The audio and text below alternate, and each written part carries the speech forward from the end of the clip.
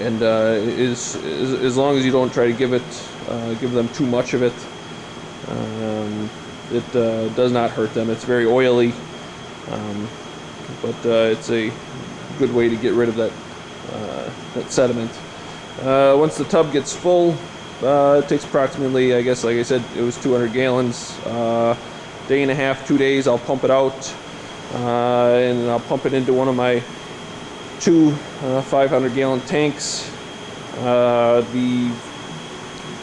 And it will sit in either one of those tanks for about 4 days, 5 days, maybe 6 days, depends on when I have time to make a batch of fuel. I have one tank that's full that just got done filling, and the other one is empty from the batch of fuel that I'll be making shortly. The 55-gallon barrels, that also is, I clean out the bottom of the tanks. After you run a few batches through there, you get just a little bit of black sediment, of filth in the oil that settles on the bottom of the tanks, and it kind of makes a mess in the reactor because it doesn't separate from the fuel as well, and you plug a lot of filters. So after a few batches that I run through that tank, I'll scoop it out and put it in some 55-gallon barrels. The oil will come to the top. I'll scoop that off, and then the rest will just get thrown in a manure pit.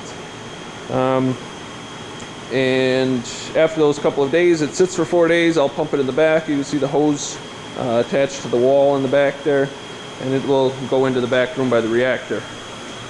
To come over by the control panel for the reactor, not too much going on the control panel. It's just a few switches. The switches on the bottom control motors, and the switch on the top on the right is a temperature control switch. It will turn on a pump to pump water into the reactor or through the reactor to heat the oil up.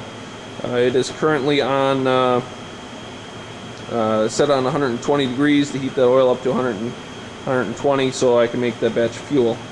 Alongside the control panel, there's a scale with a pail on it, and I have my potassium hydroxide that I need to mix in. It is just a flake form. I like it much better than a powder form. The powder form seems to explode or evaporate faster, and once it gets dumped into the methanol, that powder will turn into a big cloud, and it's somewhat dangerous, I guess, if you inhale that powder. And the flakes seems to be much safer, less hazardous for airborne stuff. I am currently pumping the methanol into the side tank on the reactor, and I'm going to finish that up right now, and then we will put the potassium hydroxide into that tank. Okay, now that I have the methanol barrel out of the way, I got a little more room back here. The reactor has already been filled with the oil. I fill it the night before or whatever and turn the heat on. So the next morning it is already warm for me. The thermostat says just under 120 degrees there, and usually I start pumping the oil in at about 115 the methanol into the reactor at around 115. In the side tank, I have the methanol is pumped in, and the motor is running on it right now, and it is just, well, let's see here. There we go. The pump is just circulating the methanol, and there is a big screen or pail with mesh on it, I guess you could say, that I will dump the potassium hydroxide in, and it'll mix into that methanol.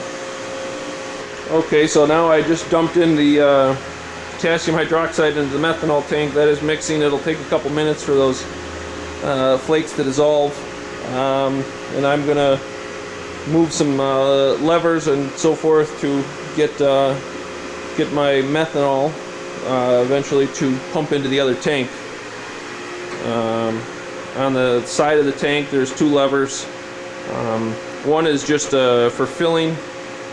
It's just basically goes up to the top of the tank and dumps it in. The other one is for the mixing action. It goes up and will spray the fuel. When I want the methanol to go in, I close the one that I'll just dump in. So when once that methanol starts to go in, it will start mixing with the oil. Okay, so I left for a few minutes to let the methanol and the potassium hydroxide mix in the side tank. And I know I got, well, now I'm going to turn on the reactor motor and then throw a few levers and pump the methanol mixture out of the small tank and into the big tank. So the methanol pump is still running, it's just mixing. I turn the other one on, it gets a little loud.